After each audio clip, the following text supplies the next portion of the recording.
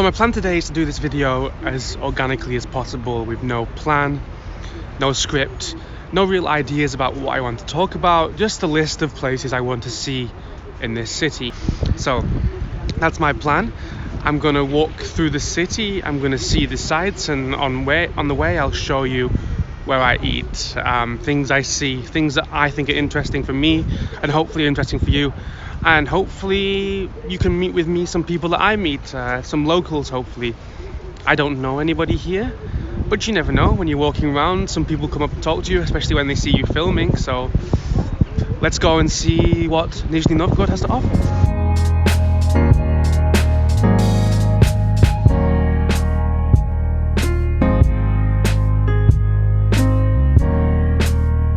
So we begin here outside the train station, which is named after Moscow, Moskovsky Vokzal.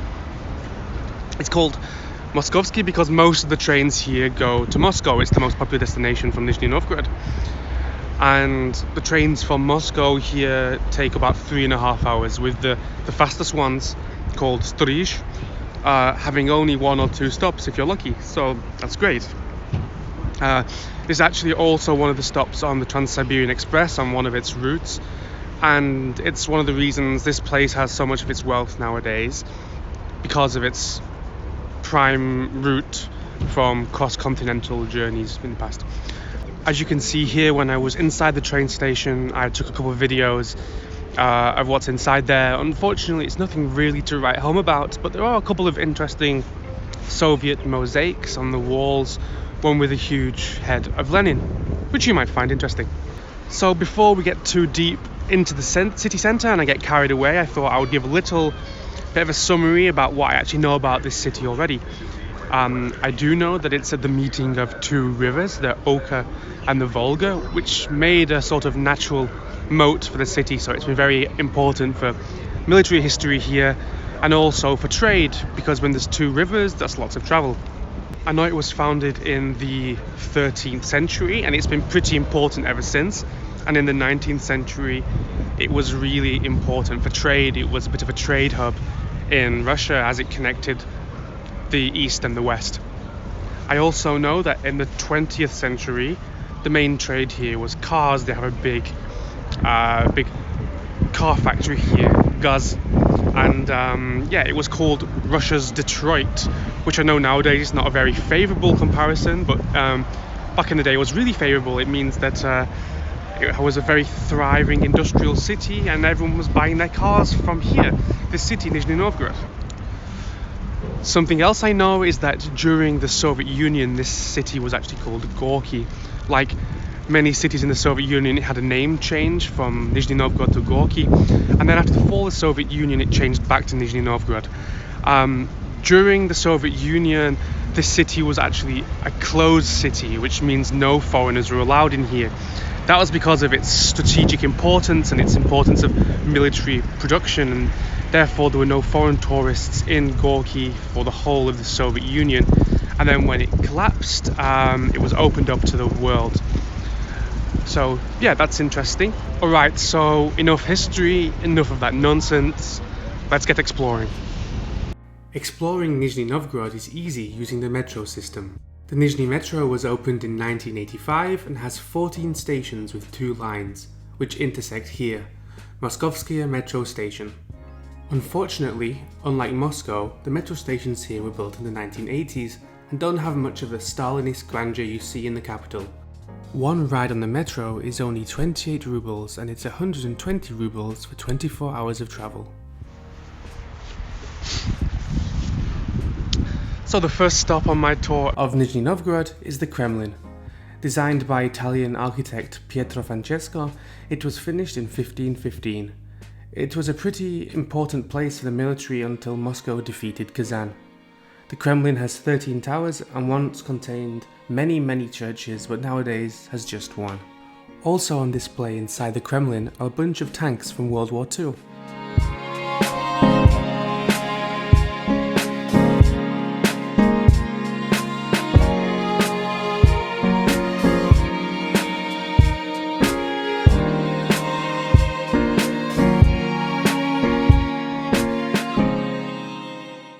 I mentioned that there used to be lots of churches and now there's only one left.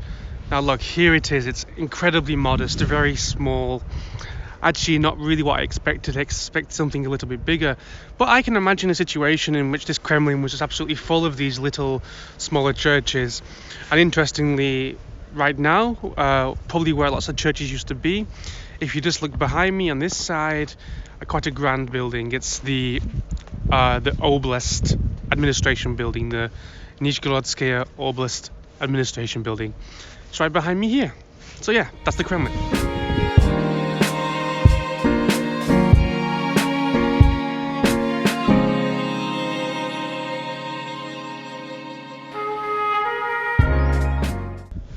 But churches and administration buildings aren't the only thing in this Kremlin. You see the church right here?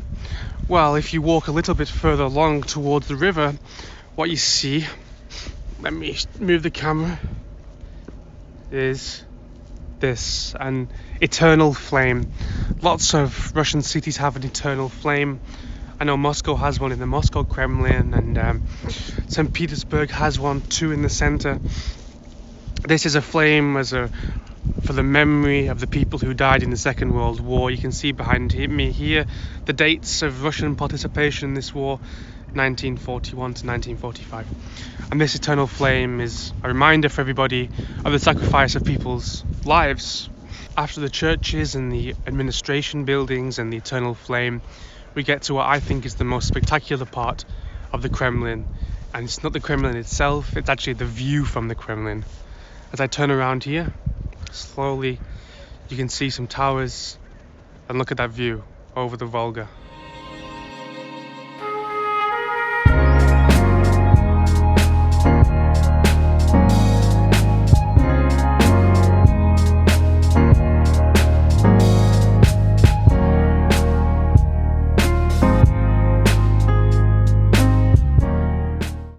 Unfortunately, not everything here in the Kremlin is beautiful. We see here the beautiful view behind me, and we've seen those beautiful churches and the beautiful buildings. But now look at this thing. This is a modern, I don't know when it's from, it looks maybe 80s, another administration building right next to some of the most beautiful buildings we have in this city. I don't understand why so many Russian cities do this, but it really spoils it.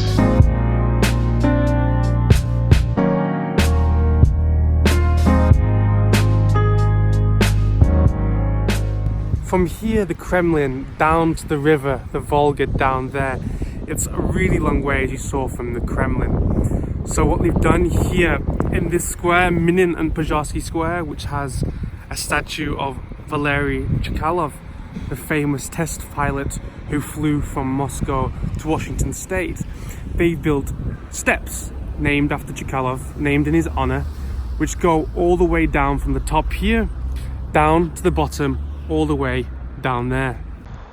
So I'm now in the middle of the stairs, and if you look at the top, all the way where the monument is and where those people are, and I turn around and I look all the way down to the bottom here, you can see how far down these steps really go. There's 560 of them from the top to the bottom. No, I haven't counted, I googled it, but yeah, it's really huge. The Chekalov Steps are good not only because they're an excellent tourist destination, but they also have a practical value. It's really difficult getting from the top to the bottom here without a car, and it's very much a winding road. To be able to walk straight down here has great practical value, and it's also great for tourists, and it's one of the most recognizable places in this city. If you see photos of Nizhny Novgorod, especially from the Volga, you always see these steps. An interesting fact I learned, as we see behind here, the hammer and sickle of the Soviet Union, is that these steps were actually built in the 1940s by German prisoners of war. It was forced labor by German soldiers captured in the Second World War. The Soviets decided to put them to use building stuff, and they built this, the big staircase. And one quick tip I'll give to anyone if they decide to visit Nizhny Novgorod, you should definitely visit the Kremlin before you visit the stairs. Because if you want to visit the stairs first, that means you're climbing all the way up. And instead, I've got the much easier route of starting at the top, where the Kremlin is right behind me, and going all the way down to the bottom, which is like a million times easier.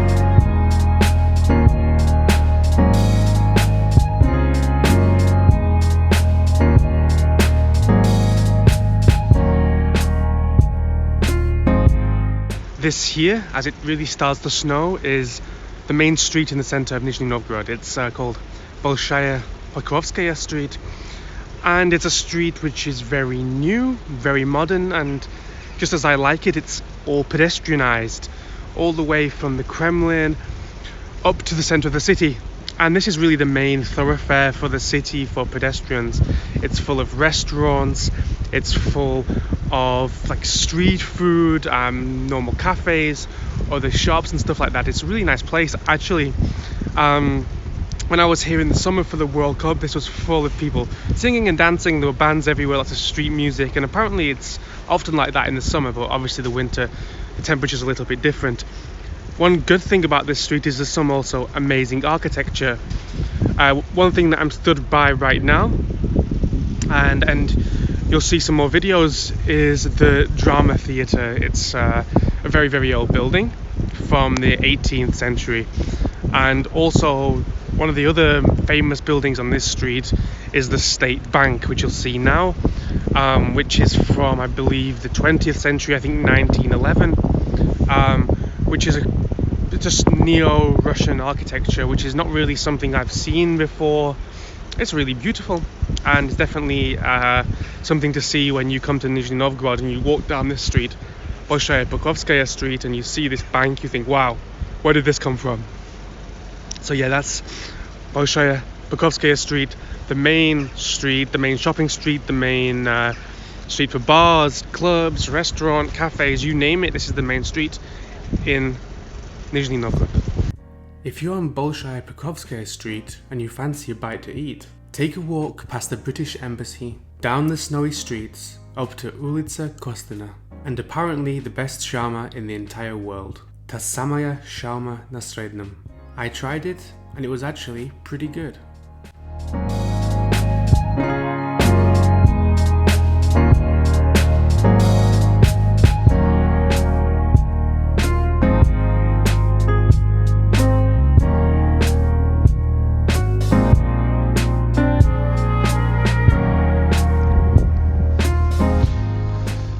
Good morning, guys. It's the second day here for me. I went to bed last night after having that shawarma, and I've come up here. I heard there was a nice viewpoint. Well, I can imagine how it could be nice, but in this situation it's minus 18 this morning, and there's like kind of a fog everywhere. And as you see behind me, the cathedral, which I'm going to show you guys later, next to the football stadium. This is going to be a very difficult day, I think. I have lots of plans for things I want to see. I want to go and see the cable car. I want to go and see a couple of churches and a couple of different streets. But man, is it cold. Minus 18. On the subject of 18, did you see on that sign before? It still says 18 instead of 19. Someone needs to sort that out. Alright, so yeah, this is Fedorovsky embankment. It's pretty high up from the river. As you can see behind me, the river's there. And yeah, people recommended this to me as a good viewpoint over the city, over the lower part of the city, over the river. But you can't really see anything today, just fog and a huge, huge river, and the church and the stadium. So yeah, this is the start of my second day here in Nizhny Novgorod. I'm going home tonight, so I'm going to try and get as much as I can today. Try and get a few more things into this video. So thank you for sticking in this video so far, halfway through. Let's go and see some more.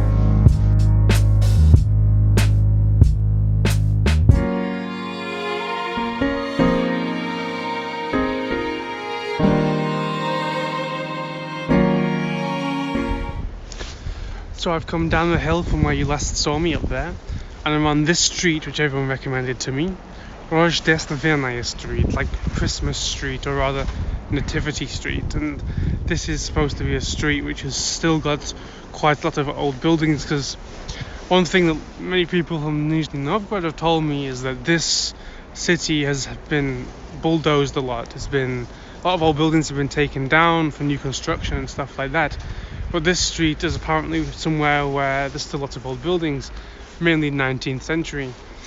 And although, yeah, some of them here are 200 years old, there's actually one building which is definitely a lot older than 200 years old.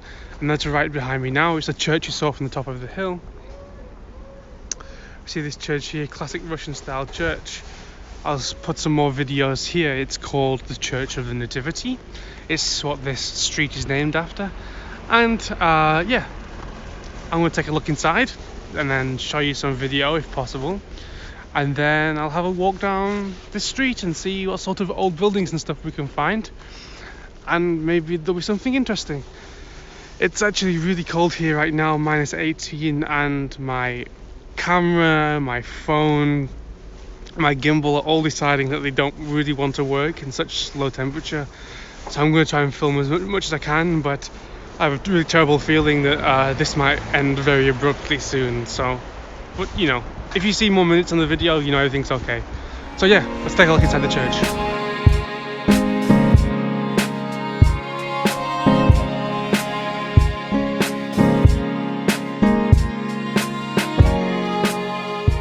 The people who recommended me this street really weren't wrong. Unlike lots of the city which has seen some deconstruction and bulldozing and the construction of some modern buildings which really don't fit the landscape around it, this street has stayed quite true to itself. It's all very 19th century.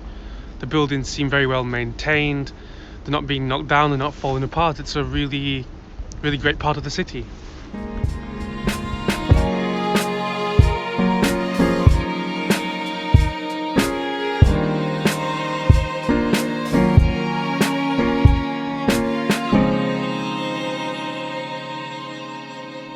At the end of Rojdestvenskaya Street are two more notable buildings.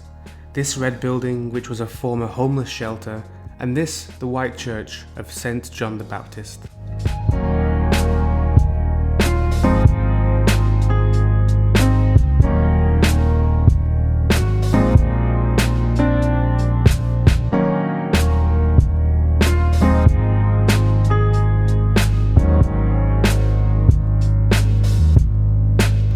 Another thing many people suggested I do when I come and visit Nizhny Novgorod is to go on the big cable car here. You can see the cable car right behind me. There's a cable car all moving here, and here's the station. It costs 100 rubles to ride, and it goes from Nizhny Novgorod to the city of Bor, which is across the river. And what's really interesting about this cable car is that it wasn't built for tourists. It's not built for going up a mountain like almost all cable cars you see. It was actually built for commuters. I don't think I've ever seen a commuter-based cable car before. They had very bad traffic getting from this side of the river to the side of the river across the bridge. So they thought, why not build a cable car and ease congestion? And well, for me, I'm a big public transport nerd, so I think it's an amazing idea. And so yeah, let's go check it out. I mean, I don't really know what to expect. I know that it's an incredibly long cable car. I know it's almost a quarter of an hour, so I think, well, let's go. So here I am now on the cable car crossing the river. I can see on one side of the cable car the city of Bor, and on the other side in the distance the city of Nizhny Novgorod. I'm going to take some videos now, show you the river, show you the views, hopefully see some beautiful architecture and churches from the cable car. But if not, then I can just show you the vast expanse of the Volga River and how just incredible it is. So yeah, let's take a look.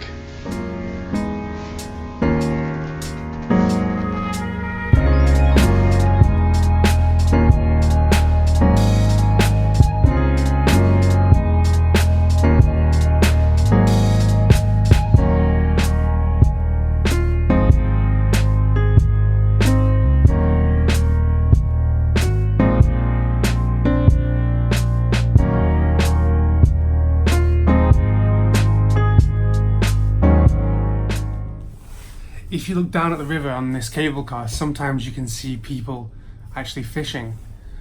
So if I have a look basically directly below me where I am now, I'll see if I can get to show you like this, I'll use the back facing camera. You can see right down there, right by the pylon, 3 guys fishing, maybe 4 guys fishing. Rather than the me, it's -18 out here. I'm just freezing walking around, never mind sitting in the middle of a river exposed to all that wind. That must be, wow.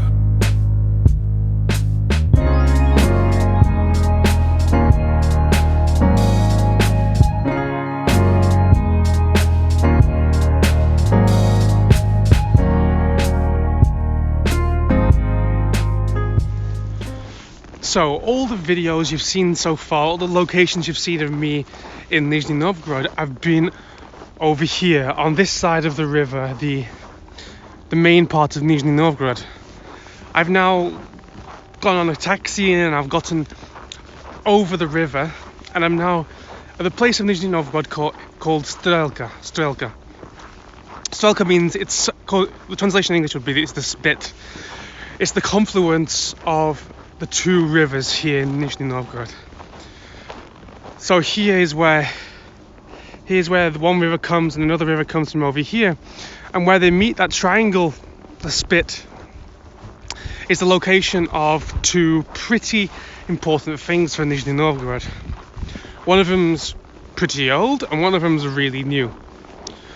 The thing that's really old, I'm sure you've seen in the background of lots of videos, is a church. The Alexander Nevsky Church, this huge yellow church named after St. Alexander Nevsky. It was built in 1881 to commemorate the Tsar coming to visit Nizhny Novgorod, coming to visit the fair, which was in this location in Nizhny Novgorod. And the second thing, the really, really new thing, which I'm not sure if you can see from here, actually yes you can, just behind the church, just where we are, here, the football stadium. The football stadium, built for 2018 to host the FIFA World Cup here in Nizhny Novgorod. The first time I came to this city was for the World Cup. I came to watch France and Uruguay playing the World Cup quarter-final here. And we have this contrast between the old and the new, right next to each other, right next to the confluence of these 2 rivers. So I'm going to take a look inside the church right now. I'll put some videos here of the church.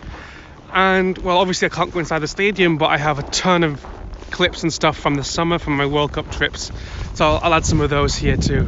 So yeah, let's go and take a look inside the church.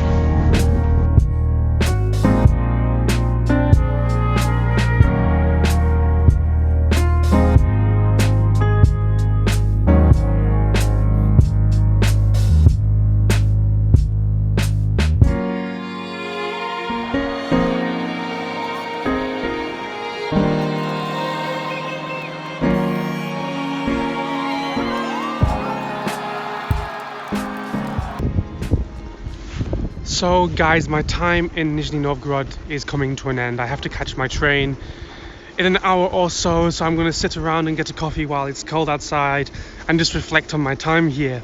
But before I end the video, I thought it might be a good idea to give some immediate reaction before I get back to Moscow of just what I thought of this city. Well, I have a couple of things to say. First off, this is not my first time here. As I said before, I came here once before. I came in the summer during the World Cup, and I have to say the atmosphere was completely different to it is now. And to be quite honest with you, I've been a little disappointed by it. When I was here in summer, it was full, there was people singing on the streets. It wasn't just foreigners, all the locals had come out too, and it was really incredible experience. I know it's the World Cup fever and it's never going to be like anything like that now. But I've been really disappointed by a little bit just how dead this place is. But, you know, overall, I'm very positive about this city. This is just a comparison. As a positive, I really like lots of the main streets here, especially ones that have kept their older aesthetic. I think of Bolshaya Pokrovskaya Street, the one I'm on now, which is a really great, clean street, pedestrianized, which is perfect. And, you know, it's kept lots of its original character, which is great. One of the streets I went onto this morning, Rojdestvenaya Street, which has kept lots of its old buildings too. I think that's really great. I think there's lots of places in Nizhny Novgorod which have kept their character, and I really like that about this city. So yeah, that's a really big positive for me. As a negative on the flip side to that, other places I've been at around the city, and not outside the city, still in the city centre. It's not like that at all. There are old buildings which have obviously been knocked down and replaced by new, uglier buildings that don't match the aesthetic of the city. There's also lots of old buildings that are in disrepair.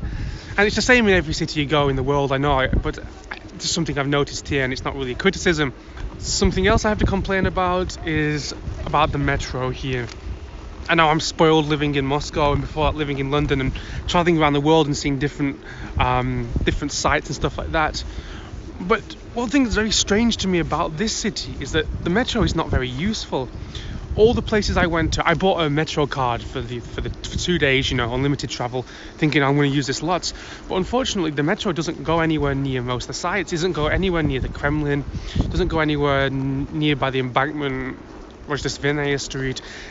In fact, anywhere you want to go, you have to go to Gorkovsky, which is down here, and it's like a 15-minute walk from the Kremlin, which is very strange. It's like being in Moscow and having to get out of our bats to go to see the Kremlin there. So I was very disappointed by that. But overall, the metro is very clean. It's not as common as lots of big cities, but it's like it comes every 10 minutes maximum, so that's very nice too. But yeah, I'm a little bit disappointed by the locations of the stations, but it's not a particularly negative thing, just a little bit of a disappointment. One positive I have is that this is definitely a modern, functioning big city. It's got over 1 million people here, which is a lot bigger than my hometown. And it just has so many different, shopping centres, coffee shops, things like that. It's a very modern Western city in many ways, although lots of the architecture here is Russian, definitely Russian. It does feel a little bit European in that way.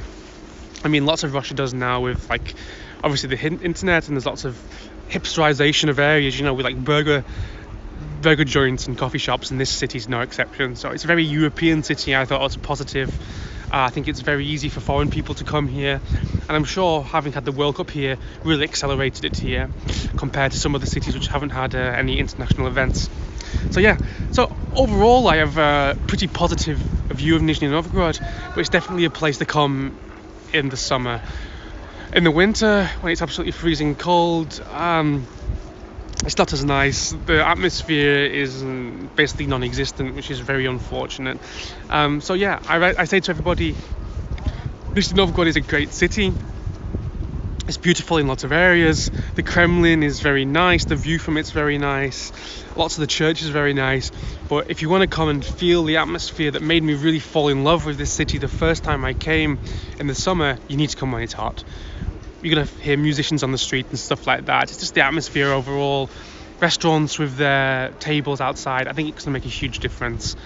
I know that's not just Nizhny Novgorod. I know that's a lot of Russian cities or just cities in colder countries. But yeah. So anyone who wonders, should you come to Nizhny Novgorod? I say yes, but not in the winter. Definitely come in the summer. So guys, thank you very much for watching this video. Please like and comment, and if you want to see more videos from Moscow, which is going to be my regular thing, please subscribe. And if you want to see more videos from all over Russia, which is going to be my new little side project, which will be about 20% of the videos, something like that, I'm going to show cities all over Russia, and it's going to give a really good perspective on the differences between Moscow and those other cities. So yeah, thank you very much for watching. I really appreciate it. Thank you for getting this far. Thank you for subscribing, and I'll see you again next time. Goodbye.